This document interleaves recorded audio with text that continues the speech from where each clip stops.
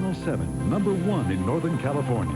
Now Richard Brown, Terrell and Joe, Pete Giddings Weather, Dr. Dean Edel, and Martin Wyatt Sports.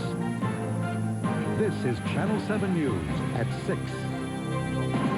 If you are a victim of domestic violence and the family breadwinner, you could be forced to give up half of what you own to the person who tried to kill you. Outrageous as it sounds, it's the law, but a bill is before the legislature to change it.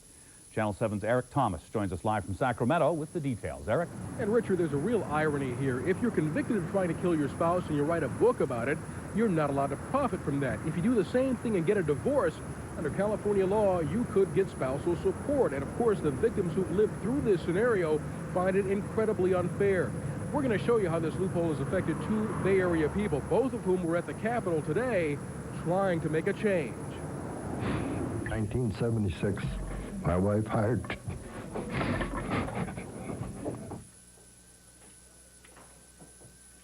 two people to kidnap, rob, and kill me. Even 19 years after the fact, Fred Powell of Dublin has trouble saying the words.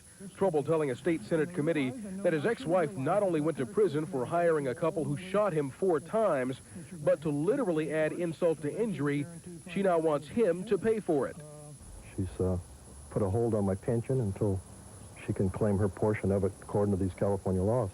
Barbara Bentley of Antioch has a similar sad tale to tell. Her ex-husband was sentenced to 5 years in prison for trying to suffocate her with ether 4 years ago. Despite the conviction, she makes court-ordered payments of $750 per month. It mattered not that he had misrepresented himself and that he had failed to live up to his fiduciary duties. The law said he was entitled to half my pension plan. The law said I would have to pay him alimony. I think it's absolutely ludicrous, and we should do something about it.